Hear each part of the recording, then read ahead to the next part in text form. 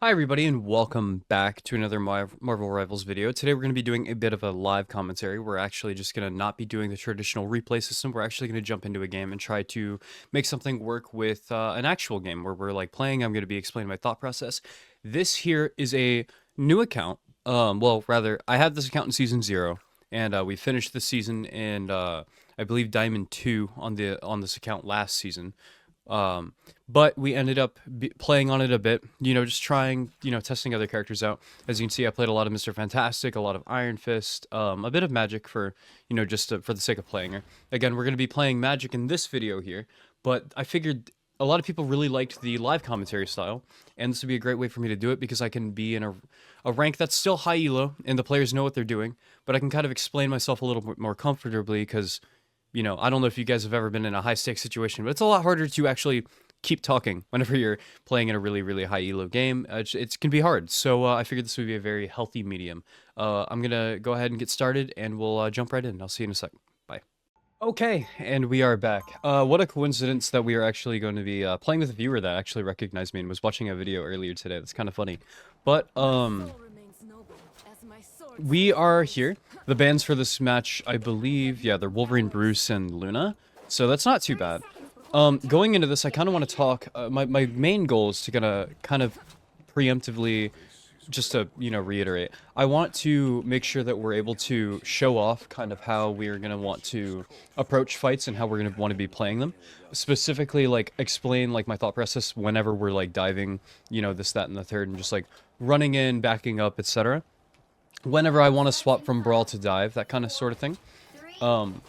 Because I think, even still, and it's just going to be a little bit easier for this character once supports get nerfed. Magik actually, in my opinion, does a pretty decent job at dealing with 3 support. I don't know if they're going to have that, but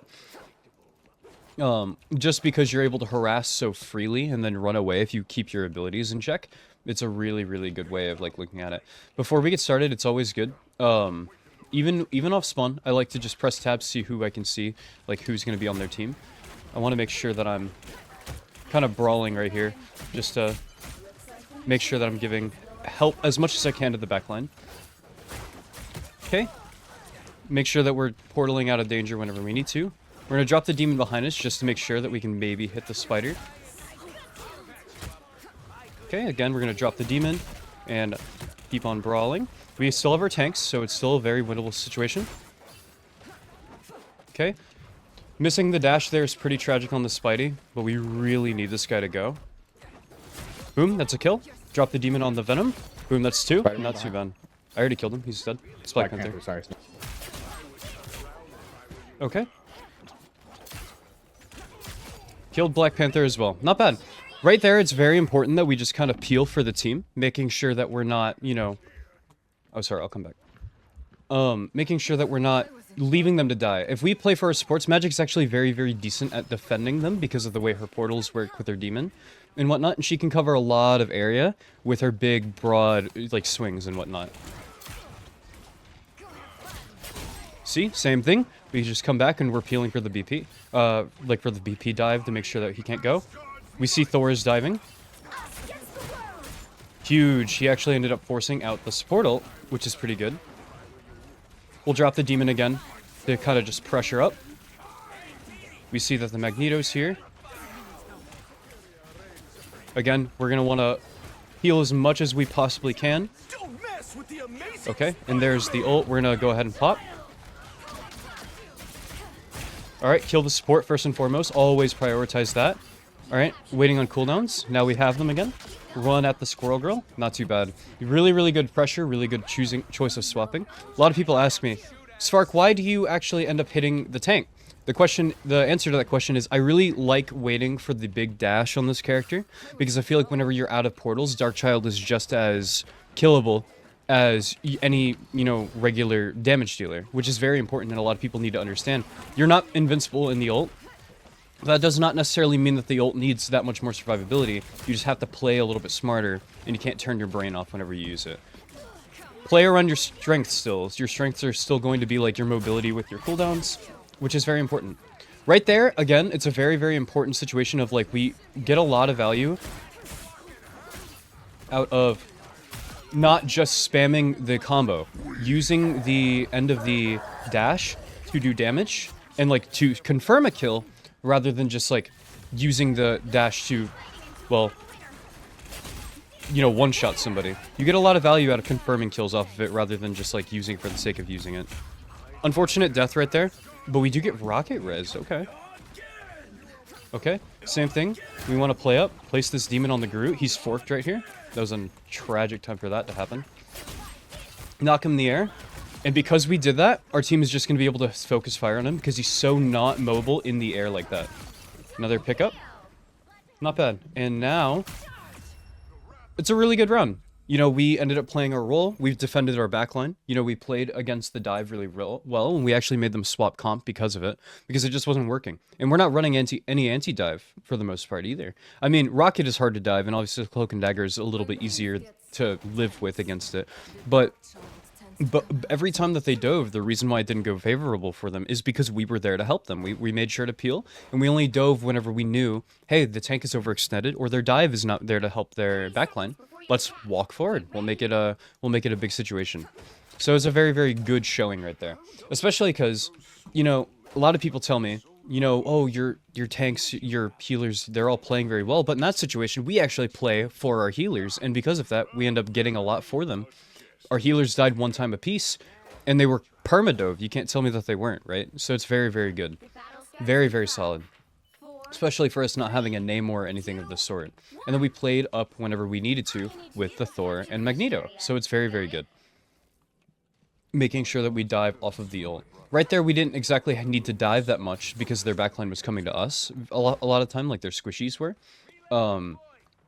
But we were doing a very good job at making sure that our healers just didn't explode off the rip. Because they're the core, they're the structure of the team. They are the pillars, so to speak. Okay, we see Groot gets pulled.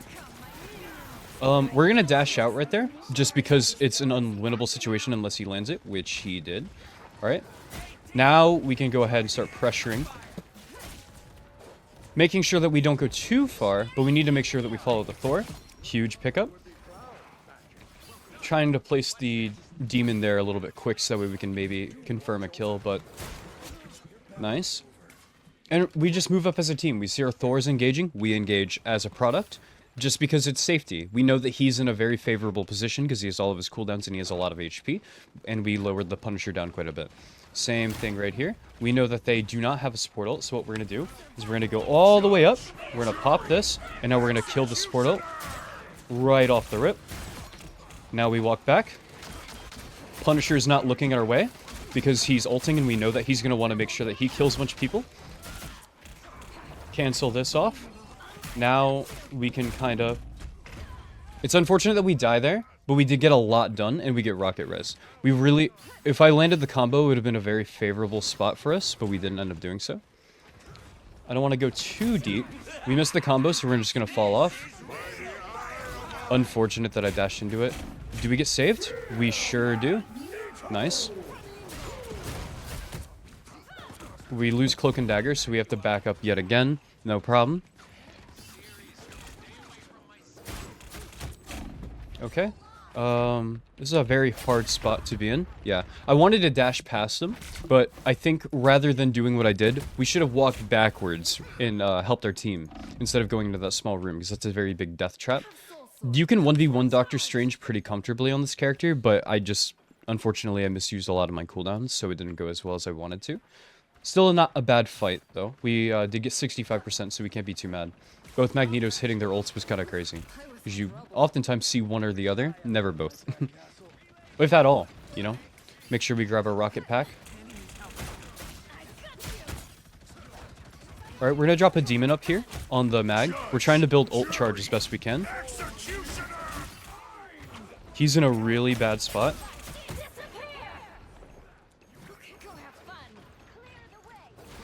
He's going to end up living that, unfortunately. Again, just making sure that we're using the knock-up to kind of just confirm some extra damage on him. Oh, this is huge for us, though. Alright, and now we can pop ult because this is going away, we know that.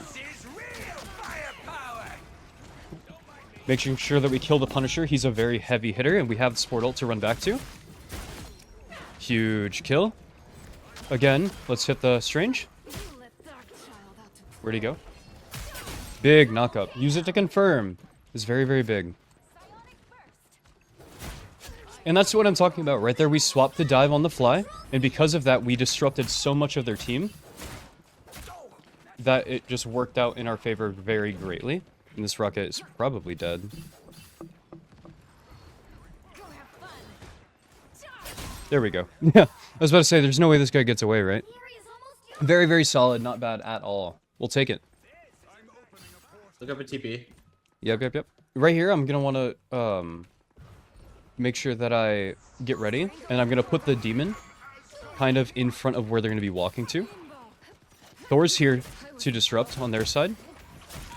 We missed the dash, but it's fine. We're still in a very good spot. We're going to go through the portal, and we're going to pop back out. Huge kill on the Punisher. Again, get the knock-up, try to help him out if we can. Place the demon. We're going to start diving now. He's got, he's not in shotgun mode, so it's still free. And now, yet again, we missed the dash. Unfortunate, but that's aces. And we end up acing. We just play consistent. And we don't do anything crazy. Nothing of what we did was a crazy play. Yo, GG's, guys. Very, very, very good. Very, very nice. Not bad. We'll go ahead and show the ranks. People believe me. This is an alt, but it's still in high elo. You know, it's still in Grandmaster. You know, we're doing pretty good. This is better than most of the game. But what I'm wanting to show is that this stuff works even in high elo, you know? It's a little harder to talk about in, like, high rank because I'm not talking much, even though I'm doing the same things. I can't really speak on it very much. But it was a good game. Plus 20, not too bad. We are at currently a 70% win rate on this account, so it's not too bad at all. We love to see it. But, I hope that you guys enjoyed the video, and I hope this was a decent enough showing, and I love you, mean it, and I'll see you guys next time. Later, see ya, love ya, bye.